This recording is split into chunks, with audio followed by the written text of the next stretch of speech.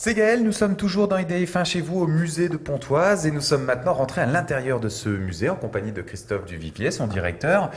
Alors Christophe, on va vous demander maintenant un exercice qui n'est pas facile en télévision. On va parler d'une époque de l'art qui est sans doute la plus difficile à transmettre, en tout cas à travers la télévision. Je vous demande de nous présenter peut-être d'abord cette première œuvre derrière vous. Oui, c'est une grande œuvre de Freundlich de 39. Alors, on va resituer rapidement quand même pour ceux qui n'étaient pas avec nous tout à l'heure. Otto Freundlich, grand... Né en 1878 et mort en déportation en 1943. Voilà, artiste allemand. Voilà, qui est un des premiers maîtres de l'abstraction puisqu'il expose des œuvres non figuratives dès 1911. Alors, l'abstraction. Voilà, on va essayer d'expliquer ce que c'est que l'abstraction. Parce que d'abord, je me fais l'avocat du diable, je vois ça, je me dis, bah ça va, c'est des enfants qui ont fait ça, qui ont fait des carrés. Non, pas du tout. Non, alors je ne peux pas aller trop sur ce terrain, mais en tout cas, une petite explication de vocabulaire, ce n'est pas l'abstraction, c'est l'art figuratif qui est une abstraction. Là, ça ne représente que ce que ça représente. Donc il n'y a rien à chercher, c'est très simple. C'est très simple et en même temps c'est assez compliqué parce que ça oblige, c'est comme la musique finalement, à décrypter la construction et à trouver du plaisir dans le décryptage de cette construction, de cette composition. C'est-à-dire que c'est quand même la première fois dans l'art où d'un seul coup, il n'y a pas besoin de chercher la retranscription de quelque chose qui existe. C'est l'art pour l'art, c'est la beauté pour la beauté sans qu'il y ait une signification à chercher derrière. Oui, oui et non, j'ai envie de vous dire, parce que c'est pas parce qu'un coucher de soleil représente un coucher de soleil qui est soi-disant une belle chose que la peinture est belle, au contraire. Ça, le sujet représenté ne détermine pas la qualité plastique ou picturale de la peinture. Ce qui signifie donc que c'est vraiment juste la beauté, une espèce de beauté qui n'a pas besoin d'avoir une signification, de représenter quelque chose d'existant. Alors, après, c'est beaucoup plus compliqué, évidemment, parce que cette peinture n'est pas dépourvue de projet.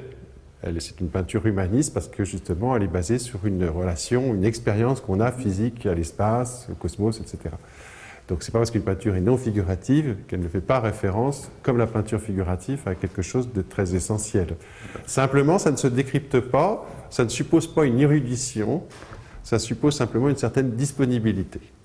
Alors finalement, ce que vous dites, c'est l'inverse de ce qu'on a plutôt tendance à dire, c'est que d'habitude on se dit que cette peinture-là nécessite d'avoir une culture de l'art, d'avoir beaucoup de connaissances, à l'inverse de la peinture figurative où il suffit de reconnaître, bon il y a un château, il y a une personne. En fait, vous dites l'inverse, vous dites que finalement ça c'est plus simple, il y a besoin de rien connaître, il suffit juste d'être ouvert. Et que par exemple, un enfant va très facilement percevoir, alors que finalement les adultes sont peut-être moins ouverts naturellement.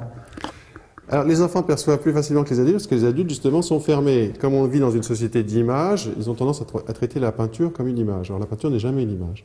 Mais le fonctionnement est le même pour la peinture figurative que pour la peinture non figurative. Ça suppose du temps, ça suppose de la disponibilité, ça suppose qu'on la regarde vraiment et pas qu'on la traite pas comme une image. Voilà. Donc, avant d'arriver devant une œuvre en se disant « Oh, qu'est-ce que c'est que ça ?»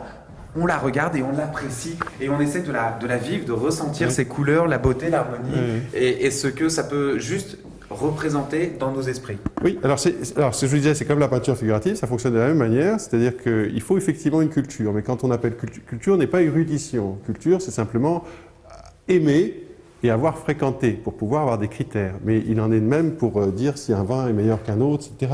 C'est-à-dire que si vous n'avez jamais bu de vin, vous ne pourrez pas juger d'un vin.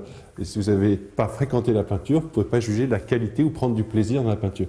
En fait, la culture, à ce moment-là, c'est simplement une expérience personnelle, une accumulation d'expériences. Très bien. Mais en tout cas, même sans culture, et là je ne suis pas tout à fait d'accord avec vous, même sans culture, vous pouvez vous mettre devant ce tableau et le trouver beau et l'apprécier et avoir envie de découvrir tous les autres magnifiques tableaux de cette époque qu'on retrouve dans ce musée. On se retrouve dans quelques instants et on continue à découvrir ce superbe musée de la ville de Pontoise. Vous avez tout de suite rendez-vous avec un